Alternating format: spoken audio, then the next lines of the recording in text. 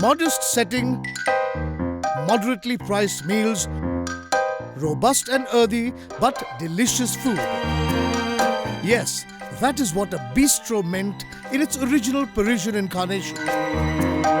Today on The Foodie, I visit one such bistro that serves authentic, traditional French cuisine. Hello and welcome to The Foodie. You know, the one thing that I miss terribly in the city of Mumbai and pretty much in most parts of the country is one good French meal.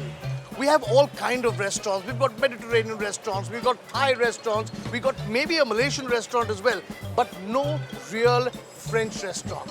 That's why I've come to Chez Vous in Mumbai at Churchgate near Eros Cinema for a good, authentic French meal. Come with me as we meet a Frenchman in there who's going to make us a French meal.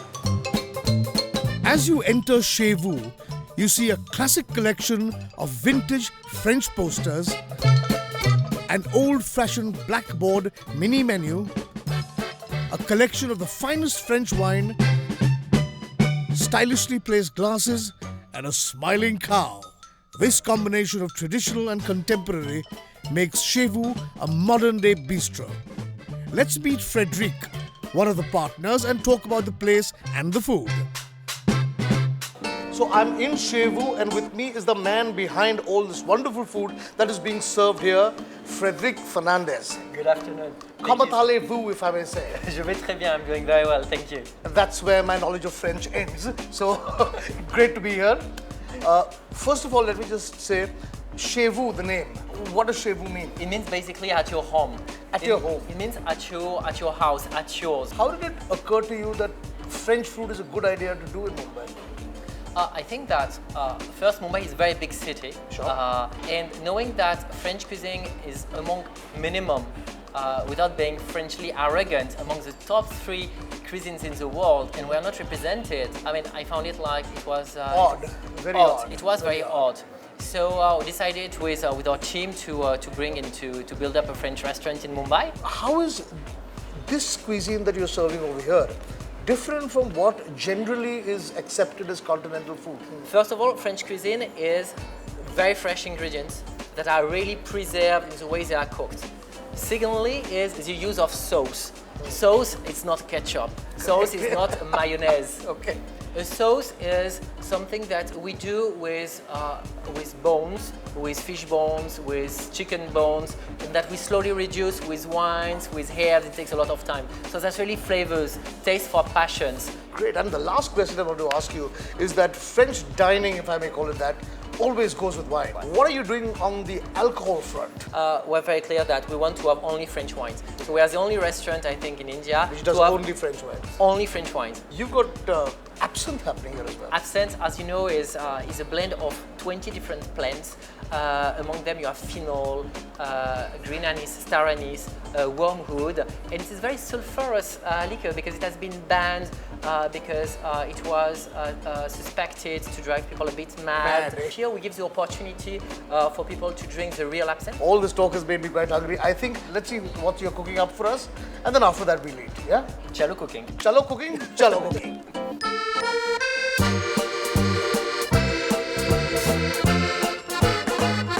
Okay, so we're all set to cook up this really nice French meal.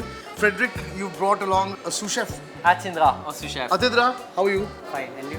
I'm very well, okay? And what are we starting with? Okay, our first recipe today, we are going to do a cheese souffle. A cheese souffle, great. Because souffle is very French. There is a lot of mystery around the souffle because a lot of chemistry. It goes up, it's hairy, it's nice. That's the bad reputation to be complicated. Today, we really would like to show that it's not that complicated. It's fun to do. It's quite easy, it's nice, and you can accommodate it in your own way. Simple ingredients, Simple ingredients. simple recipe. Now let's see whether it's simple to do. Exactly. So we are going to start putting some butter and some flour. Basically, we're going to do a roux. Okay. A roux, that's the basic technique to do a white sauce. That's the basic of a bechamel. You need to have the right amount of butter and the right amount of flour. Okay. Okay, so this is coming out quite well now. This Yes. roux, yeah. So does this have to cook for a long time? No, not a long time. We're going to now introduce some milk and some egg yolk, Egg yolk. to ensure that the preparation is very smooth. It Nice. takes a bit of time. We cannot rush it because otherwise it will come like sticky and it will turn into balls. That's what. Okay, he's adding the milk in. Yeah, it's adding milk, exactly. Slowly milk, exactly. Because what we want is to have something that is a paste, Yes. that is liquid, that is very nice. And then we incorporate a bit the cheese. Oh, great. That's a And you will lot see of cheese. it's very solid, but we need first to incorporate the cheese and then we put again some milk, we put again some egg yolk. It will come very nicely.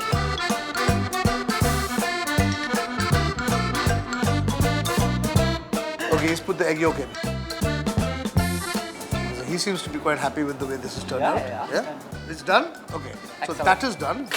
Now what happens? That We're going to put it in the fridge Okay. for 10-15 minutes because that's very important that it cools down because again that chemistry interaction with the white eggs in snow. Okay, so this which has this roux that is being prepared just now with the egg yolk, with the maida and the milk is going to go to the fridge for 10 minutes.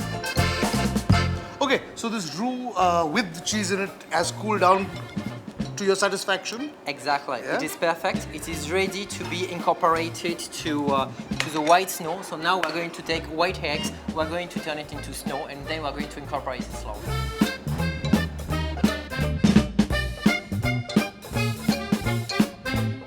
Okay, so the egg whites are being beaten stiffly. Stiffly. Nice. You need a lot of energy to do that because they've got to be nice and stiff peaks. Yeah. Yeah. Okay, so the eggs are now beaten stiff, and the roux, which has cooled down nicely, has gone in, and I think now very gently.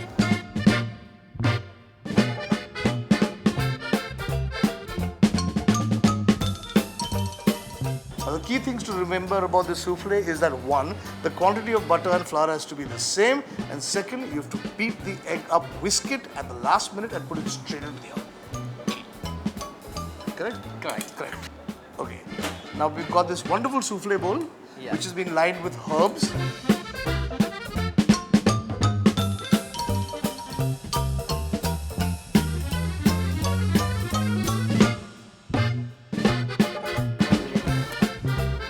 Okay, so this is ready to go into the oven now. Now, how long should this be in the oven? It's very important. Only 10 minutes at 180 degrees. Not more, not less. Most of the baking usually happens at 200, 220 degrees.